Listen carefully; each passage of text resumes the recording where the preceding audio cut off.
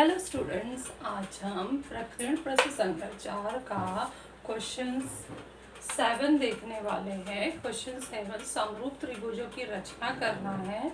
हम देखेंगे, पहचानेंगे कि ये किस प्रकार की रचना है। इसमें सामान्य शीर्ष बिंदु एक है या असामान्य शीर्ष बिंदु की रचना है। तो इसके लिए तुम लोगों को किताब में इस क्वेश्चन 7 को जोर जोर से पढ़ना है ताकि दिमाग में अच्छी तरह से समझ में आए। तो क्वेश्चन में क्या दिया है कि यदि त्रिभुज ABC समरूप है त्रिभुज LBN, ABC और LBN में हम देख रहे हैं कि बिंदु B जो है वो सामान्य शीर्ष बिंदु है। तो इस पहले लाइन से अंदाजा लग गया कि ये समरूप त्रिभुजों की रचना करना है और प्रकार कौन सा है, एक सामान्य शीर्ष बिंदु वाला। तो एक सामान्य शीर्ष बिंदु की रचना में हमें ज्यादा हल नहीं करना होता है, हमें रफ डायग्राम बनाना होता है। 1 मार्क के लिए रफ डायग्राम साफ सुथरा बनना चाहिए और फेयर डायग्राम बनाना होता है। तो इसलिए ये दिमाग पर पहले हमें सोच लेना है कि हमें आगे क्या क्या करना है। तो नेक्स्ट हम पढ़ते हैं कि किस त्रिभुज की जानकारी दी गई है। तो त्रिभुज ABC में AB 5.1 semi, angle B 40 degree और BC 4.8 सेमी दिया है। और दूसरा त्रिभुज जो LBN बनाना है तो उसका पहले त्रिभुज और दूसरे त्रिभुज की संगत भुजा AC/LN बराबर 4/7 दिया है। तो त्रिभुज ABC और त्रिभुज LBN की रचना करो। चूंकि सामान्य शीर्ष बिंदु होने की वजह से दोनों त्रिभुज की एक भुजा जुड़ी हुई होगी और वो किस बिंदु से जुड़ी होगी, बिंदु B से।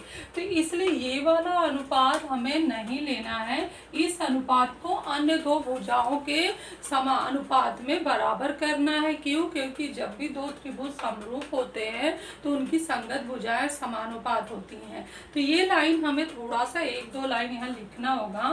त्रिभुज ABC समरूप है त्रिभुज LBN। इसका कारण हम लिखेंगे दत्त लिखने के बाद तीनों भुजाओं का अनुपात लिखना है। तो यहाँ से जोड़ी बना सकते हो AB/LB, BC/BN और AC/LN। कारण होगा समरूप त्रिभुज की संगत भुजाएं और ये तीनों अनुपात क्या है, समानुपात है। तो इसमें से जो हमारा क्वेश्चन में आया है वो AC/LN है। AC/LN लेके रचना क्यों नहीं कर रहे हैं, क्योंकि जो इसमें सामान्य शीर्ष बिंदु B होना चाहिए वो नाम नहीं है। तो हमारा रचना जब चलती है तो जो बिंदु सामान्य होता है उस बिंदु से हम शुरुआत करते हैं रचना बनाने का। तो इसलिए इसको अन्य दो अनुपात से बराबर किया। तो अन्य दो अनुपात में बिंदु B जो है वो सामान्य आ रहा है, तो हम कोई भी अनुपात ले सकते हैं। मैं अपने तरफ से BC/BN ले रही हूँ। तो मैंने क्या किया, तीनों अनुपात वापस लिखा और मान तीनों के लिए बराबर कर दिया 4/7। कारण होगा दत्त से। तो मैंने कौन सा अनुपात चुना है, बीच वाला, BC/BN बराबर 4/7। तो BC/BN में त्रिभुज ABC में जो तीनों माप दिए हैं जिसमें B सामान्य शीर्ष बिंदु है और BC बन जाएगा आधार। तो हमें पहले मूल त्रिभुज का आधार बनाना है। मूल त्रिभुज कौन सा है, त्रिभुज ABC। अगर त्रिभुज ABC आप लोग बना लेते हो तो आपको 1 मार्क्स वहीं मिलेगा फेयर डायग्राम में। और त्रिभुज बनाना आसान है, हम 6वीं 7वीं 8वीं 5वीं सब क्लास में सीखे हुए त्रिभुज का रचना करना। तो त्रिभुज ABC में पहले BC आधार खींचना है 4.8 सेंटीमीटर, फिर बिंदु B पर चांदा रखना है, 40 अंश का किरण बनाना है, फिर इस किरण पर 5.1 सेंटीमीटर का चाप लगाना है। बिंदु A प्राप्त होगा, AC को मिला दो तो त्रिभुज ABC मिल गया। उसके बाद हमने सीखा था समरूप त्रिभुजों के सामान्य शीर्ष बिंदु का रचना करने के लिए हम बिंदु B जो सामान्य शीर्ष बिंदु है उस पर चांदा रख के कोई न्यून कोण का एक किरण खींचते हैं, 30 अंश का अधिकतर खींचते हैं। तो यहाँ पे हम चांदा रख के 30 अंश का किरण खींच लेंगे। उस पर कितने चाप लगाने हैं ये अनुपात खुद बोलेगा। तो उस अनुपात में दो संख्याएं दिख रही हैं, BC को 4 भाग गया है, BN को 7 गया है। BC हमारा मूल त्रिभुज है, तो जो मूल त्रिभुज होगा हमारा छोटा होगा। कैसे पहचाना कि मूल त्रिभुज BC की जो भुजा है, जो हम त्रिभुज ABC बना लिए हैं, BC को सिर्फ 4 भाग गया है। तो 4 भाग से 7 में से 4 भाग उसको जा रहा है, तो BC से बना हुआ त्रिभुज छोटा होगा। और जो BN है, जो त्रिभुज बनने वाला है, उसको 7 भाग जा रहा है। तो 7 आध भाग जाने से उससे जो त्रिभुज बनेगा वो बड़ा त्रिभुज बनेगा। इसलिए अनुपात देख के तुम्हें ये भी पहचानने आना चाहिए कि कौन सा, बिना डायग्राम बनाए, कि कौन सा त्रिभुज बड़ा होगा और कौन सा त्रिभुज छोटा होगा। तो यहाँ पता चला हमारा मूल त्रिभुज छोटा है क्योंकि इसको 4 भाग मिला है। तो हम इस संख्या के अनुसार, बड़ी संख्या के अनुसार 7 अनुपात गोला प्रकार से निशान बना लेंगे। 7 समानुपात का निशान, सर्वांग भाग, उसको B1 से B7 तक का नाम दे देंगे। फिर उसमें से जो 4 भाग है B4 वाला, उसको मिलाएंगे C से, तो B4C हमने मिला दिया। इसके बाद यहाँ पर जो सर्वांग कोण बन गया है, ये कोण हम अगर 7 पर बना दें और फिर इस 7 को ले जाएं, क्योंकि ये त्रिभुज बड़ा बन रहा है तो हमें पहले BC किरण को बड़ा कर लेना है। फिर यहाँ का जो सर्वांग कोण यहाँ खींच रहा है तो उसके जो किरण बनेगा वो जाकर हमारे BC के किरण से टकराएगा, और दोनों ध्यान से देखना है कि समांतर हो। तो ये रफ में रचना करने के लिए हमें सिर्फ क्या करना है, स्केल उठाकर पहले इसको मिलाना है, ये 4 देखकर, उसके बाद इसके जैसा ही समांतर हमें किस पर बनाना है, 7 पर, B7 पर स्केल रखकर अंदाज से समांतर बना लेना है, और फिर पेंसिल लेकर ऐसे हाथ से चाप खींच लेना है। जो भी परफेक्ट गोला प्रकार से रचना करना है वो हम फेयर में करेंगे। बस यहाँ बनाते समय ध्यान देना है कि रेखाएं जो है ना वो समांतर बने, तो इसलिए स्केल रखना है। उसके बाद हमें बिंदु N प्राप्त हो गया, BC पर BN प्राप्त हो गया, BC त्रिभुज रेडी है, BN आ चुका है, एक और बिंदु प्राप्त करना है। तो यहाँ पर हम देख रहे हैं कि ये कोण का सर्वांग कोण अगर बिंदु N पर बना दें तो हमारा जो किरण बनेगा, जो रेख बनेगा इसके CA के समांतर, वो जाके टकराएगा BA किरण पर। BA किरण को हम पहले से बढ़ाए हैं, तो इसके लिए जब CA बना हुआ है तो रफ में ऐसे अंदाज से इसको देखकर समांतर रेख खींच लेना है। खींचने के बाद यहाँ पे L नाम दे देना है और हाथ से ही इसका इस तरह से चाप लगा देना है।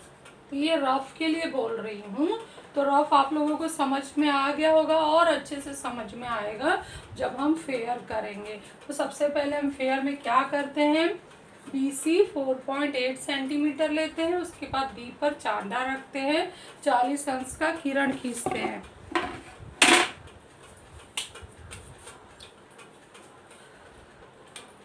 बिंदु B पर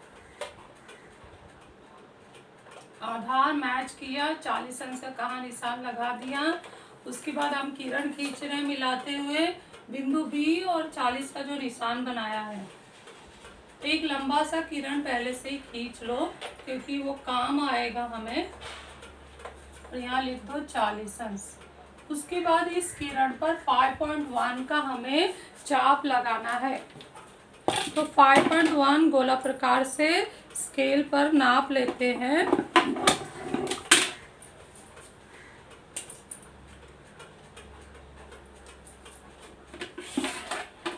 स्केल उठाकर गोला प्रकार से हम नाप लेते हैं।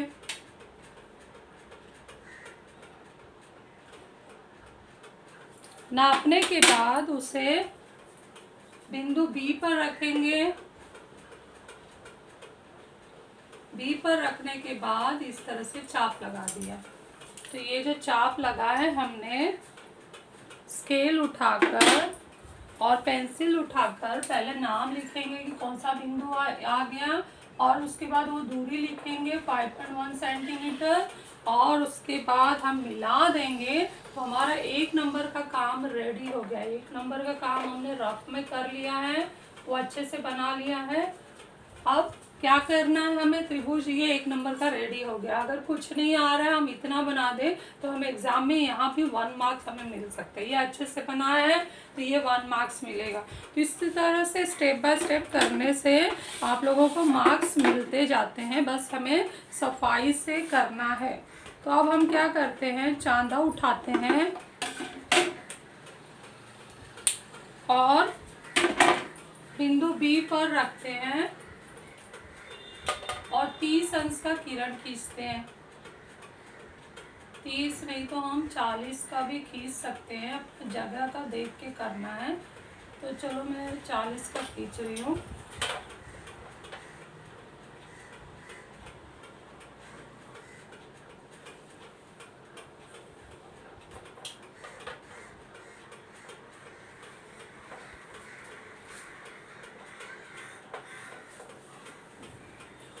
ये 40 अंश का किरण नहीं लिखेंगे तो भी चल जाएगा। उसके बाद गोला प्रकार उठाना है और हमें कितने चाप लगाने हैं, जो बड़ी संख्या दिख रही है 7 चाप लगाना है।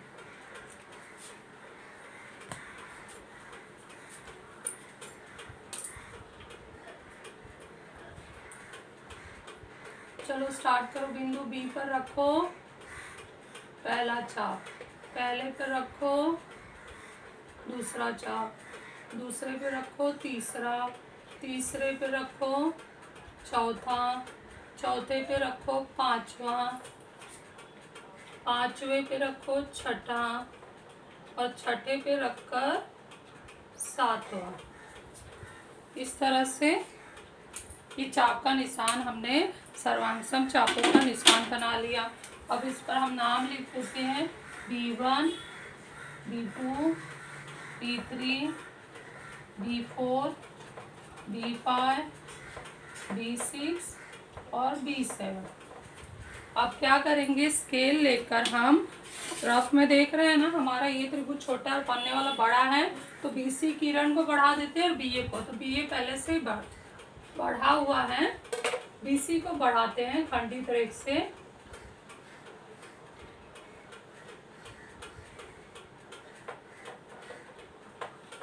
अब किसको जोड़ेंगे, बिंदु C को। BC को कितने भाग मिले, इसमें से 4 भाग। कहाँ से पता चला, ये अनुपात को भी देखते रहना। BC के सामने 4 और BN को 7, तो BC आ चुका है, तो BC को B4 4 भाग से मिलाएंगे, तो B4 से हमने मिला दिया। जैसे हम मिलाते हैं यहाँ पर एक कोण बनता है। यह कोण यदि हम B7 पर बना लें तो ठीक इसके समांतर एक यहाँ पर रेख बनेगा जो हमें बिंदु बैन दिलाएगा। तो अब हम क्या करते हैं, गोला प्रकार उठाते हैं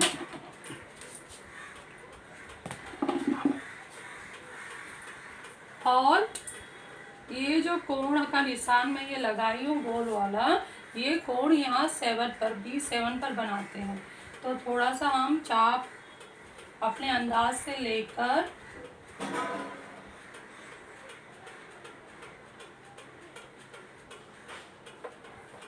ये चाप का निशान लगा लिया। इसको लाकर हम B7 पे रख के निशान लगा लिया। उसके बाद इसको नाप लेते हैं, नाप कर इसको यहाँ पर काटते हुए बताएंगे।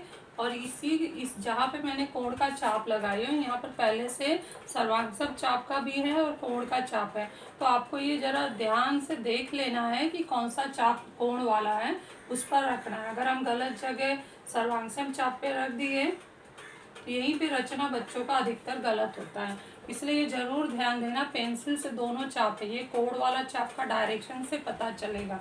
तो ये मैंने काट लिया है। अभी काटने से एक बिंदु प्राप्त हुआ और जो B7 है, B7 को और वो जो बिंदु प्राप्त हुआ है चापों के काटने से, उसको हम मिलाकर ऊपर की दिशा में ले जाएंगे।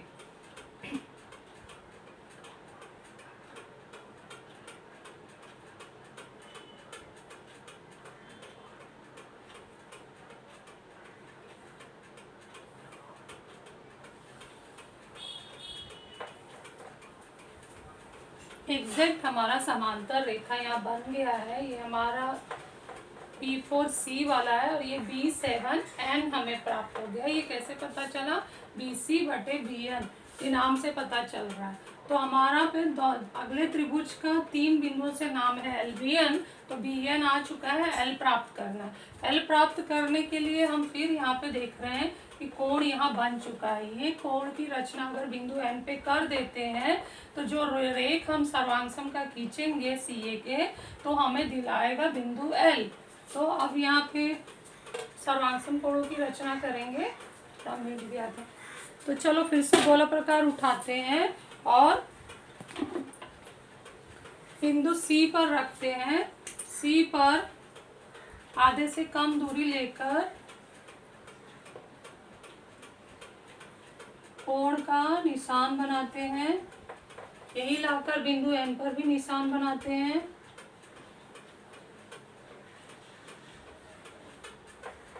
उसके बाद इस कोण को नाप लेते हैं गोला प्रकार फैला के।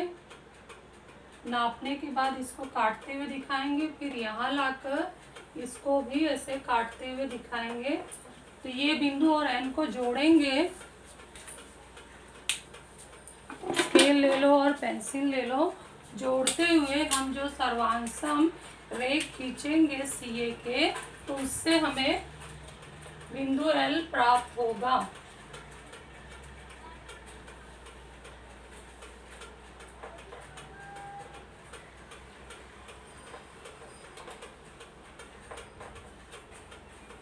ये हमारा एल बिंदु है और एकदम परफेक्ट आकृति हमारी, ये दो रेखाएं समांतर, ये दो रेखाएं समांतर बन गई है। तो इस तरह से आसानी से हमने ये डायग्राम बना लिया है। बच्चों को ध्यान से देखना है कि हमारी रेखाएं जो समांतर इधर भी आनी चाहिए, इधर भी।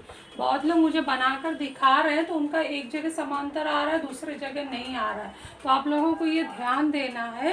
ये हमारा करीब 4 नंबर का रचना होता है। प्रैक्टिस करना ही एग्जाम में ज़रूर आएगा।